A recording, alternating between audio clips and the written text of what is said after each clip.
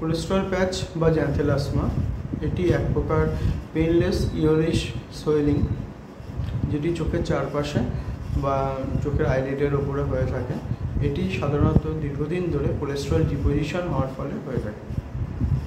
এই কোলেস্ট্রল প্যাচ যাদের হয় তাদের কিন্তু চোখে দেখতে একদমই অসুবিধা হয় না এবং এটি সম্পূর্ণ হার্মলেস, কিন্তু এটি যাদের হয়ে থাকে তাদেরকে দেখতে একটু বাজে দেখায়।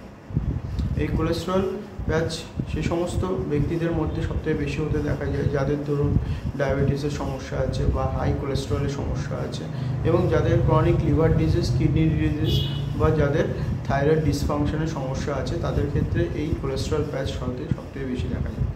এই কোলেস্ট্রল প্যাচ হওয়ার কিছু কারণ আছে, যেমন হচ্ছে যে সকল ব্যক্তিরা দীর্ঘদিন ধরে হাইলি স্যাচুরেটেড ফ্যাট জাতীয় খাবার বা কোলেস্ট্রল জাতীয় খাবার খায় তাদের হয়, এবং যে সমস্ত ব্যক্তিদের শরীরের ওয়েট অনেক বেশি এবং যারা একদমই এক্সারসাইজ করে না তাদের ক্ষেত্রে এই ধরনের কোলেস্ট্রল প্যাচ হতে দেখা যায়।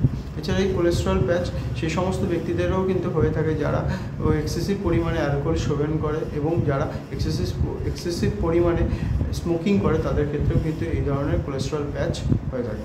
এই কোলেস্ট্রল প্যাচ শরীরের মধ্যে থেকে কিন্তু অটোমেটিকভাবে রিমুভ হয়ে যায় না, এটি রিমুভ করার জন্য ট্রিটমেন্ট করতে হয়। আর এই ট্রিটমেন্ট যদি কোনো ব্যক্তি না করে বাড়িতে তার কোলেস্ট্রল প্যাচকে ফাটিয়ে দেওয়ার চেষ্টা করে বা তার সেখান থেকে কোলেস্ট্রলকে বের করে দেওয়ার চেষ্টা করে, তাহলে কিন্তু পরবর্তীকালে তার সেখানে সিভিয়ার ইনফেকশন, স্কার ফর্মেশন এবং সেখানে পেইন হওয়ার কিন্তু অনেক বেশি সম্ভাবনা থাকবে।